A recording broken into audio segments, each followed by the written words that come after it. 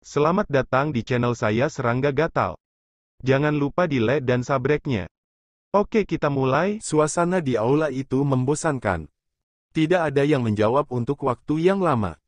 Tidak ada yang mau berdiri dan mengambil alih talas panas ini. Alasannya sederhana. Suyi baru saja memasuki pengadilan ilahi Qingwu selama beberapa bulan, tetapi di sisinya, banyak kematian mengejutkan telah terjadi berturut-turut.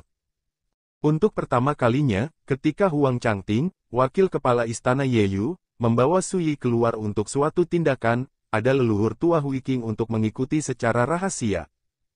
Akibatnya, leluhur Huang Changting dan Hui Qing meninggal. Kedua kalinya, ketika tetua ketiga Kuzen dan leluhur Yuan Shan membawa Suyi untuk bertindak, mereka berdua juga mati dengan aneh. Dalam keadaan ini, di mata para tetua ini, Suyi tidak berbeda dengan dewa wabah, dan tidak ada yang ingin memprovokasi dia. Melihat wajah kepala sekolah menjadi semakin jelek, seorang lelaki tua berjubah emas terbatuk-batuk dan memecah kesunyian, berkata, "Kepala sekolah, Xiao Jian keluar untuk menjalankan misi sekte, dan kami tidak tahu tujuan perjalanannya. Kami akan berurusan dengannya tanpa alasan. Setelah masalah terungkap, bagaimana tetua pertama bisa membiarkannya begitu saja? Itu pergi." Ingat situs web. Yang lain mengangguk. Memang, namanya tidak benar, Xiao Jian menerima misi sekte dan pergi untuk bertindak dengan cara yang bermartabat. Dalam keadaan seperti itu, alasan apa yang ada untuk berurusan dengannya? Belum lagi, Penatua Agung sedang menonton. Seseorang menghela nafas selanjutnya, jika benar-benar ada masalah dengan identitas Xiao Jian, dengan kekuatan kita orang, saya khawatir tidak mungkin untuk menjatuhkannya. Leluhur Hui Qing meninggal. Leluhur Yuan Shan juga meninggal. Ini semua adalah eksistensi tingkat dewa alam abadi.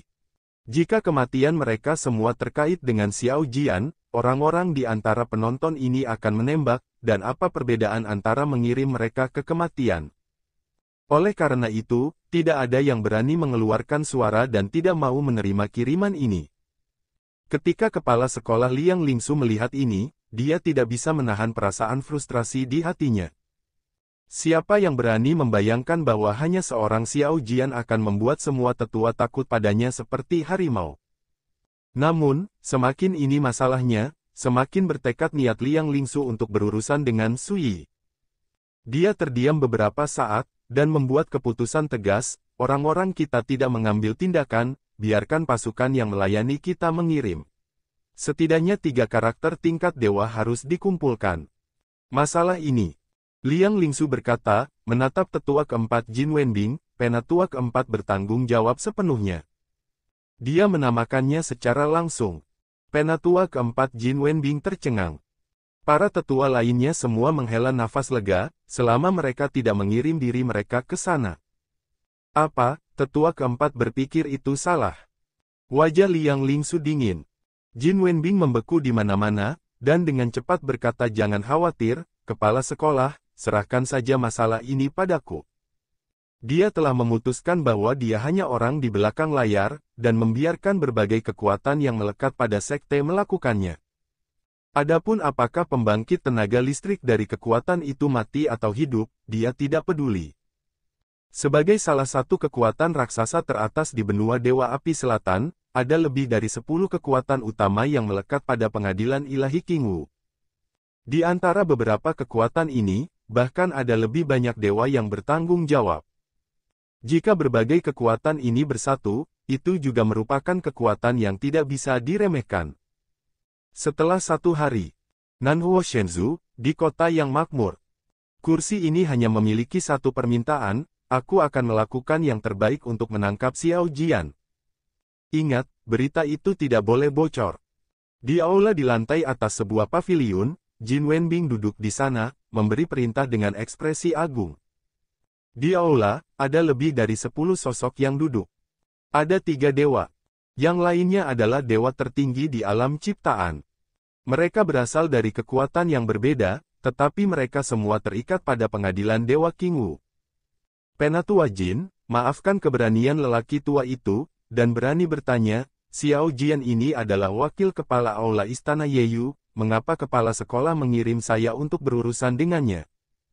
Seorang lelaki tua mau tak mau bertanya. Mo Siu Huai, penatua tertinggi Menara Pedang Changyun, dewa-dewa penyempurnaan alam abadi. Di antara mereka, pamornya adalah yang tertinggi. Ada rahasia tersembunyi, kamu akan tahu nanti. Jin Wenbing berkata dengan wajah tanpa ekspresi, yang harus kamu lakukan adalah mematuhi perintah dan tidak mengabaikan. Setelah jeda, dia melanjutkan lalu Xiao Jian baru saja meninggalkan kota ini belum lama ini. Dengan kemampuanmu, jika kamu berangkat sekarang, dalam waktu setengah hari, kamu dapat menangkapnya, cepatlah. Semua orang saling memandang, lalu bangkit satu demi satu dan meninggalkan aula.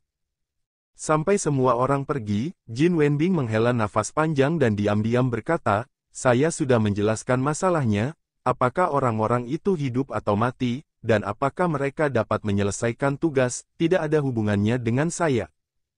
Setelah meninggalkan aula, penatua tertinggi Mo Siu Huai dari Menara Pedang Changyun diam-diam mengumpulkan yang lain. Masalah ini sangat aneh, bagaimana menurutmu? Mo Siu Huai bertanya. Semua orang mengangguk.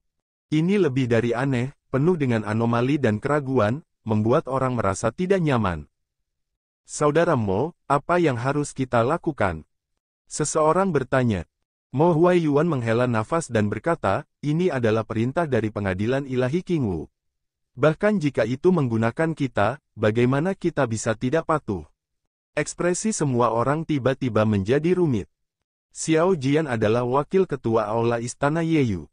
Dikatakan bahwa dia sangat dihormati oleh para tetua. Jika kita membunuhnya sesuai perintah kepala sekolah Liang Lingsu, apa yang akan dipikirkan para tetua? Tapi jika kita tidak melakukan ini, kita akan menyinggung kepala sekolah Liang lagi, yang sama tidak masuk akalnya. Ketika Mo Huaiyuan mengatakan ini, dia melirik yang lain, namun, saya punya ide. Semangat semua orang terangkat, dan mereka berkata tolong juga minta saudara Mo untuk berbicara terus terang. Kami orang tua bersembunyi di kegelapan, tidak bergerak, dan menyerahkan tugas kepada orang lain di sekte masing-masing untuk dilakukan. Mo Huaiyuan berkata, apakah misi ini berhasil atau tidak, saya dapat memberikan penjelasan kepada kepala sekolah Liang dan penatua Jin. Selain itu, jika penatua pertama yang harus disalahkan, itu tidak dapat disalahkan pada kami. Lagi pula, kami tidak melakukannya. Mengambil tindakan. Semua orang tampak berbeda. Siapa yang masih belum jelas, Mo Huaiyuan berencana membiarkan mereka yang melakukan tugas disalahkan. Namun, saya harus mengatakan, ini adalah ide bagus. Segera, semua orang setuju dengan gembira, dan suasana tiba-tiba menjadi santai dan harmonis. Teman-teman Taois yang mati tidak akan mati, para Taois yang malang, ini telah terjadi sejak zaman kuno. Lapisan syirik, lapisan menyalahkan, tidak ada yang ingin membuat masalah, sehingga hal-hal akan berlapis-lapis untuk orang-orang di bawah untuk melakukannya. Panci hitam sering dibawa oleh orang-orang di bawah. Poin ini, bawahan Mo Huaiyuan dan yang lainnya segera juga mencicipinya. Oleh karena itu, bawahan mereka juga memilih untuk melindungi diri mereka sendiri, dan mengirim orang-orang dengan status lebih rendah dan kultivasi yang lebih lemah untuk bertindak. Hanya lulus uang seperti ini. Ketika tugas berurusan dengan Sui benar-benar dilakukan, lebih dari 10 kekuatan utama ini hanya mengirim lebih dari 10 dewa tingkat rendah di alam penciptaan. Brengsek, kita yang harus disalahkan. Tidak mungkin, aku tidak bisa menyalahkan lebih jauh. Lagi pula, karakter di Jalan Peri tidak tahan dengan kuali hitam seperti itu. Sayangnya, para abadi bertarung, dan manusia menderita. Pertikaian antara kepala sekolah pengadilan ilahi Qingwu dan penatua agung, tetapi marilah kita karakter kecil menjadi kambing hitam. Apakah ada hukum surga? Apakah masih ada hukum raja? Katakan padaku, apa yang harus aku lakukan? Dewa-dewa yang lebih rendah ini mengerutkan kening. Bagaimana dengan menjadi dewa? Di jalan Shinto, para dewa tingkat rendah ini adalah karakter tingkat terendah.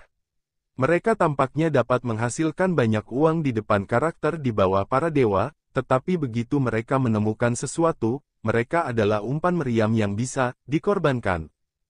Bagaimana kalau kita pergi menemui Tuan Xiao, biarkan mereka memahami kesulitan kita, dan kemudian membuat hasil yang tidak menguntungkan untuk membuat perbedaan dengan yang di atas. Seseorang menyarankan, mata banyak orang cerah, rencana ini layak. Siapa yang mengira bahwa dewa-dewa berpangkat rendah ini adalah lawan dari wakil ketua Aula Xiao? Saat menjalankan tugas, adalah normal untuk gagal. Berhasil, tapi tidak normal. Tapi bagaimana jika Tuan Xiao menolak untuk memahami kesulitan kita? Seseorang menghela nafas. Salah, Tuan Xiao pasti tidak akan peduli dengan karakter kecil kita. Lagi pula, kita di sini untuk memohon belas kasihan. Kami tidak meminta kematian. Beberapa orang mengatakannya dengan pasti. Maka lakukanlah. Semua orang setuju. Tidak ada yang bodoh. Tidak ada yang benar-benar mempertaruhkan nyawa mereka sendiri dan rela disalahkan ketika mereka menyadari bahwa mereka akan disalahkan. Jadi, ketika para dewa yang lebih rendah ini menemukan Su Yi agak sulit dipercaya untuk sementara waktu. Setelah beberapa lama, dia berkata dengan emosi, jika saya membiarkan kepala sekolah mengetahui hal ini, saya tidak tahu bagaimana perasaan saya. Kalau dipikir-pikir, ini benar-benar tidak masuk akal. Perintah kepala sekolah dari kekuatan raksasa teratas di pihak yang bermartabat telah turun ke bawah, tetapi ada lapisan syirik, dan tidak ada yang berani bertanggung jawab. Sedemikian rupa sehingga orang-orang yang seharusnya berurusan dengan mereka bahkan harus meminta pengampunan mereka sendiri untuk menyelamatkan hidup mereka. Betapa tidak masuk akal, betapa lucunya ini. Namun, dari sini juga dapat dilihat bahwa ada perbedaan serius di kubu Liang Lingsu dalam hal berurusan dengan dirinya sendiri. Dan kesalahan terbesar Liang Lingsu adalah berurusan dengan dirinya sendiri tanpa nama. Nama yang salah tidak pantas. Itu pasti membuat orang lain curiga ada masalah dengan pesanannya, dan tidak mau digunakan olehnya sebagai pisau. Ditambah dengan keraguan dari kekuatan Tetua Agung, perintahnya akan dilanggar lagi dan lagi. Juga minta Tuan Xiao untuk mengambil tindakan dan menambahkan warna pada kami, sehingga kami dapat kembali berbisnis. Seseorang berkata dengan hormat. Yang disebut, menambahkan sedikit warna, secara alami menyakiti orang-orang ini satu per satu. Tidak masuk akal bahwa orang-orang ini masih memohon untuk terluka sendiri. Su Yi tidak bisa membantu tetapi merasa heran. Pada akhirnya, dia dengan murah hati memenuhi pihak lain dan melukai lebih dari 10 dewa yang lebih rendah ini. Setelah itu, dewa-dewa yang lebih rendah ini pergi dengan sukacita dan senyuman. Su Yi menggelengkan kepalanya dan melanjutkan perjalanannya ke klan Feng kuno. Pada saat yang sama, berita bahwa operasi melawan Su Yi ini berakhir dengan kegagalan disampaikan lapis demi lapis. Banyak orang marah tentang ini, tetapi sebenarnya mereka diam-diam lega, mengetahui bahwa mereka dapat berkomunikasi dengan yang di atas. Sampai berita itu sampai ke tetua keempat, Jin Wenbing, dia sangat marah sehingga wajahnya pucat, dan dia memarahi orang-orang dari pasukan utama karena tidak melakukan hal-hal dengan baik, dan dia akan meminta mereka untuk menyelesaikannya satu persatu di masa depan. Nyatanya hanya berpura-pura. Apa yang dia pikirkan di benaknya juga sangat sederhana, dan dia akhirnya bisa berkomunikasi dengan kepala sekolah. Dia sudah menemukan alasannya, bukan karena dia tidak kompeten, tetapi karena orang-orang di bawah terlalu tak tertahankan.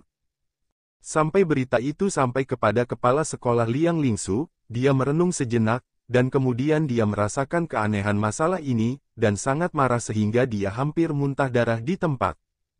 Dikatakan bahwa perintah kaisar sekuler tidak dapat meninggalkan istana, tetapi saya tidak mengharapkan hal seperti itu terjadi pada saya. Liang Lingsu menamparkan meja dengan marah, itu hanya membunuh seorang Xiao Jian, mengapa hal lucu seperti itu terjadi? Hanya saja mereka semua harus dibunuh. Sebuah keluarga kuno.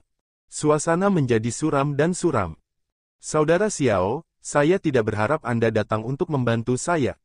Feng Wuji terkejut dan senang ketika dia melihat Su Yi yang datang ke pintu sebagai wakil kepala balai tur malam pengadilan ilahi Qingwu. Dia secara pribadi mengundang Su Yi ke aula besar dan memperlakukannya sebagai tamu terhormat. Setelah duduk, Su Yi berkata, saya ingat ketika saya berada di kota kuno musim semi dan musim gugur terakhir kali, saya memberi Anda peta rahasia, bukankah itu membantu klan Anda? Feng Wuji menghela nafas, peta rahasia Brother Xiao sangat berharga dan telah banyak membantu klan saya, tetapi Brother Xiao tidak tahu apa-apa, ada banyak perubahan drastis di gua iblis itu. Saat dia berbicara, dia mengungkapkan detail dan detailnya. Peta rahasia yang diberikan Su Yi memang benar.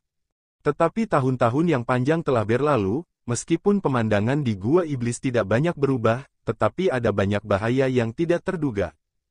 Dengan bantuan peta rahasia ini, klan Feng dari klan kuno telah masuk dan memasuki gua iblis berkali-kali, mencoba menemukan rahu leluhur iblis yang terperangkap.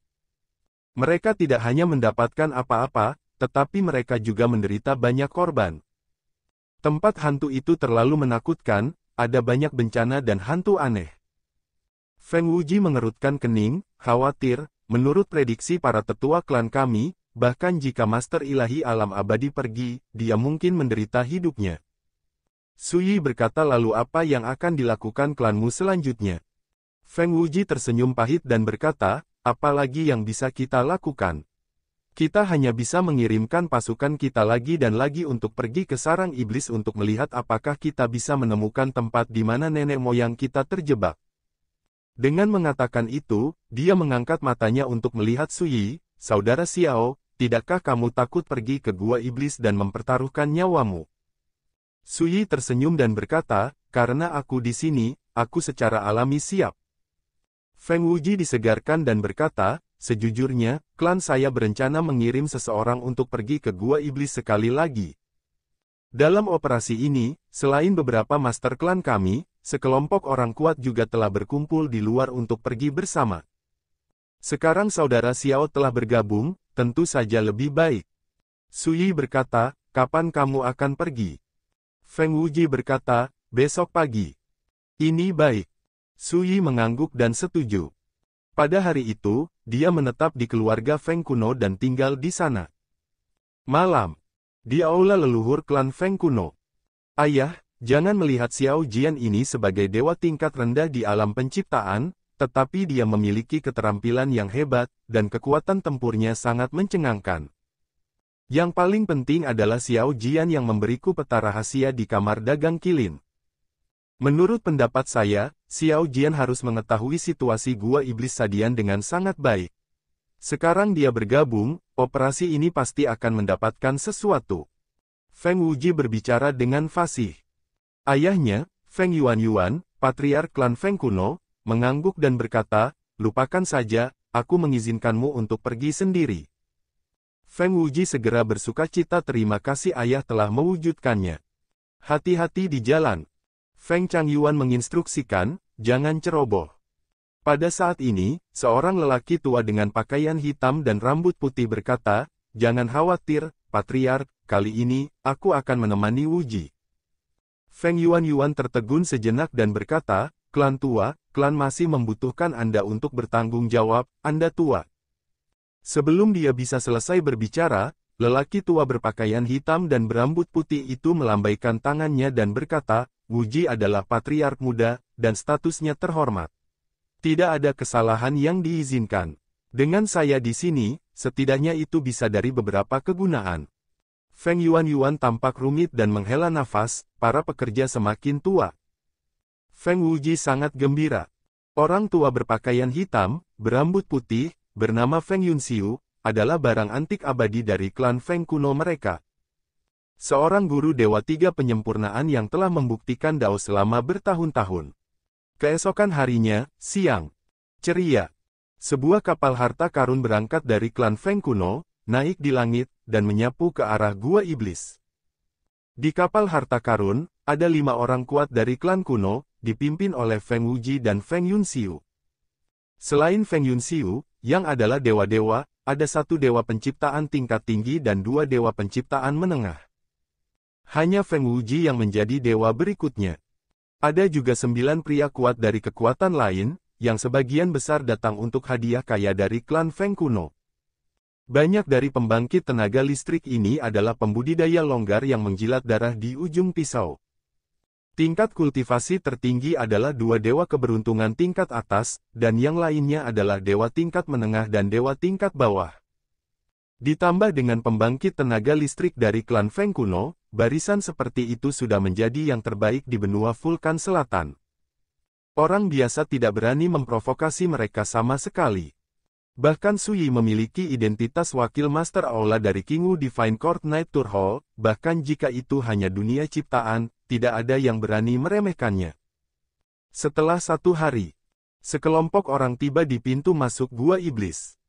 Langit gelap dan kehidupan sudah habis. Pusaran guntur besar, tergantung di kehampaan. Pusaran melonjak, badai petir mengamuk, dan busur listrik mengalir, memenuhi langit dengan fluktuasi yang merusak. Ini adalah pintu masuk ke Gua Iblis. Hanya para dewa yang bisa masuk, selama karakter di bawah para dewa mendekat, mereka akan langsung dilenyapkan oleh guntur dan berubah menjadi bubuk. Biheng, kamu dan mereka berdua tinggal di sini dan menunggu jawaban. Aku bisa menemani Tuan Muda dan mereka di sana. Setelah tiba di sini, Feng Yunxiu memerintahkan.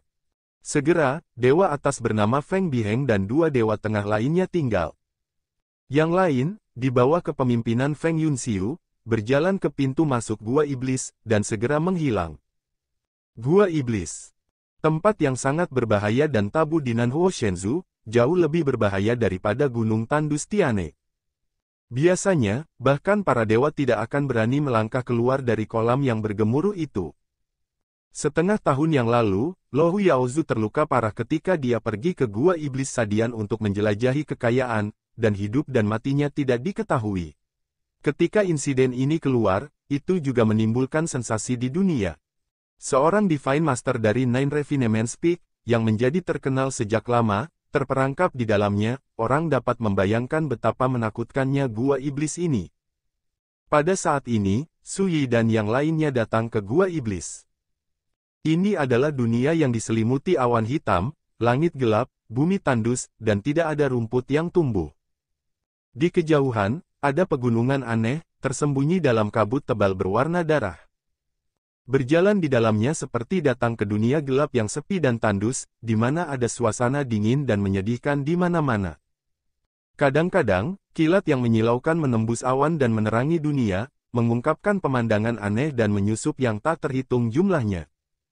Ada tulang patah, yang ukurannya 10.000 zang, di tanah, dan tulang-tulang itu penuh dengan bunga berwarna darah centil.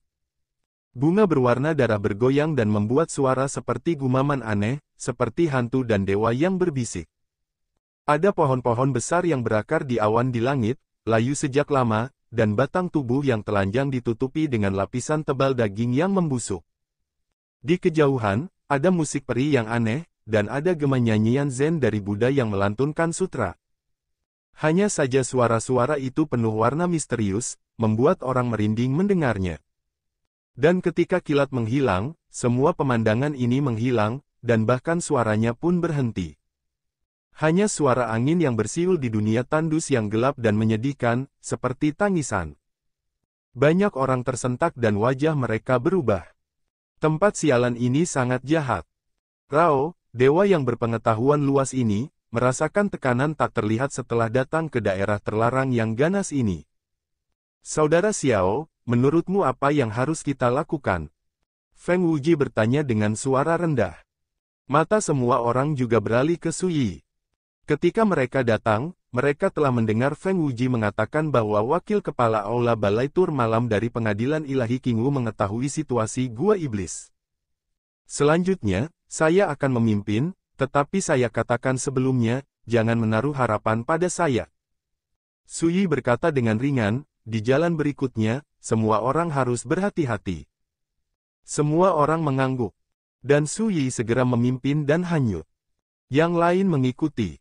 Tidak lama kemudian, kilat melintas di langit, menerangi dunia yang gelap.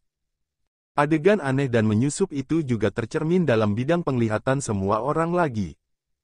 Tidak. Tiba-tiba, seseorang berteriak ngeri. Semua orang tiba-tiba menoleh, dan melihat seorang pria berjubah abu-abu memegangi kepalanya dengan kedua kepala, wajahnya bengkok, dan dia berteriak dengan liar. Seperti sesuatu yang mengerikan terjadi. Desir. Kilatan energi pedang muncul.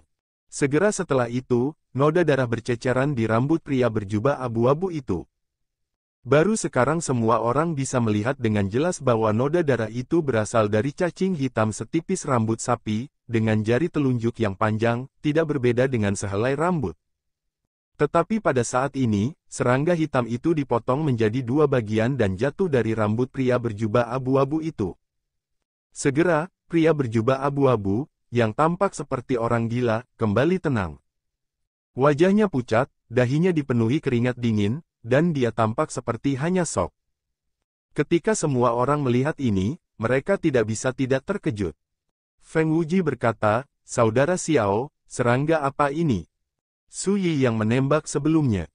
Dia dengan santai berkata, "Itu agas, sekali kerasukan, jiwa akan jatuh ke dalam jurang yang gelap, jatuh ke dalam ketakutan yang menjengkelkan. Jika Anda tidak membunuhnya, dalam sekejap, keadaan pikiran Anda akan runtuh karena rasa takut terbakar, dan mati dengan kejam."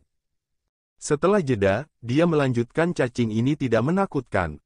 Yang menakutkan adalah ia dapat menempel pada rambut para dewa secara diam-diam, sehingga tidak mungkin bagi orang untuk memperhatikannya."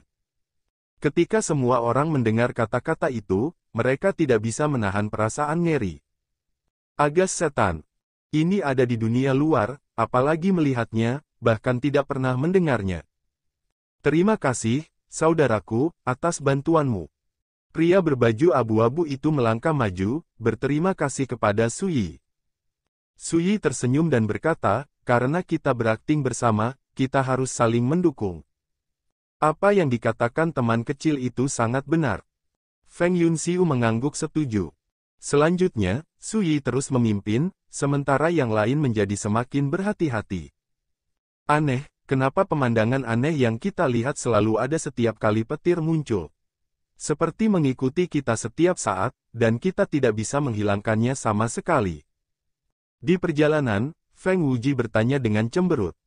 Setiap kali kilat menerangi dunia yang gelap ini, adegan-adegan aneh dan menyusup akan muncul.